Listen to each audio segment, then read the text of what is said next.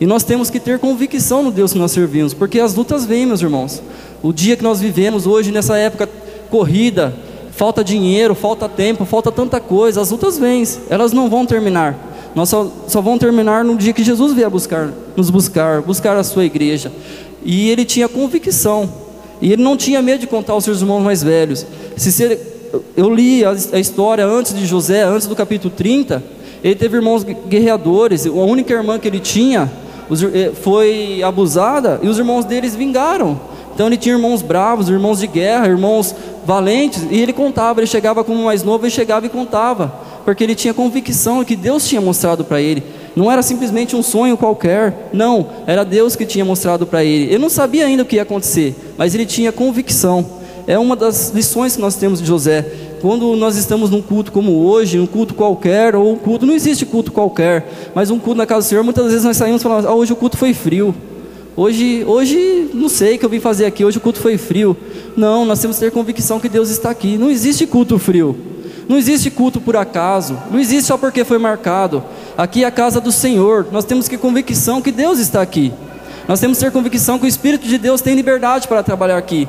E muitas das vezes nós saímos como um culto frio, e o irmão que está do nosso lado sai abençoado, e nós saímos falando que o culto estava frio.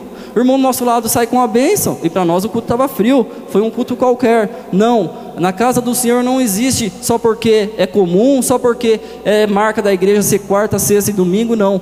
Desde que a porta esteja aberta, se for o culto de oração, tiver uma irmã aqui orando, Deus está aqui, o Espírito dele está aqui. Então aqui é a casa de Deus, santuário do Altíssimo. Aqui não existe por acaso. Aqui é lugar de nós buscarmos a Deus e de Deus falar conosco. Nós temos que ter convicção. Pode estar quieto, talvez não esteja do nosso gosto, porque hoje vivemos uma época que muitos estudam, né, tem facilidade de estudo, e o eu impera.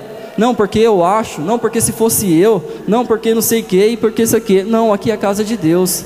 Aqui é Deus quem faz, aqui é Deus quem fala, aqui é Deus quem opera. O eu fica lá fora, aqui somos servos. O eu não existe aqui, aqui é Deus quem fala. Então, muitas das vezes nós chegamos com o eu, mas é preciso que o eu diminua, e que a graça de Deus cresça na nossa vida. E aí não terá mais culto frio, não terá mais culto, foi só um culto hoje. Não, foi um culto de adoração a Deus, e Ele falou comigo. Falar é fácil, mas Deus não escolheu você, Deus escolheu quem está aqui.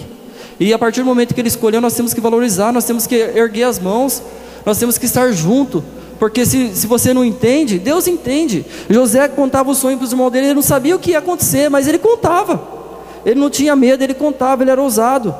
E aqui no capítulo que a gente leu, no capítulo 41, o primeiro versículo que eu li, o versículo 16, ele agradece a Deus, porque era a oportunidade ali, ele estava de frente com quem podia mudar o cativeiro dele. Deus podia, mas era através daquela pessoa que ia mudar. E ele fala assim, o que Deus falar eu vou falar, mas primeiro ele deu graça a Deus. Deus dará a resposta não era dele. Eu não vou aqui entrar na história de José, porque o tempo não dá, mas ele teve vários, Deus já tinha usado ele atrás, mas aquele momento era o momento do cativeiro dele ser mudado, e Deus usa ele mesmo para profetizar para ele, que no capítulo que eu voltei a ler, o 32, ele fala, no 33 ele fala, portanto, Faraó, se proveja agora de um varão entendido e sábio, e ponha sobre a terra do Egito. Esse versículo aqui foi a mudança do cativeiro. Deus usou ele mesmo para proferir uma profecia para ele. Deus ali usou ele mesmo para falar para o Faraó, a pessoa que você precisa estar na sua frente, e o Faraó entendeu. Nós temos que ter ousadia, irmãos, tantos para entender o que Deus tem na nossa vida, entendermos a nossa chamada, e temos que ter ousadia para aquilo que Deus entregar para nós falarmos, porque não é só aqui na frente pregar. Às vezes nós falamos tantas coisas no dia a dia, e chega uma pessoa do seu lado precisando, uma pessoa comum do seu dia a dia, ela às vezes reclama para você, e você tem uma palavra de conforto para ela, e você não fala.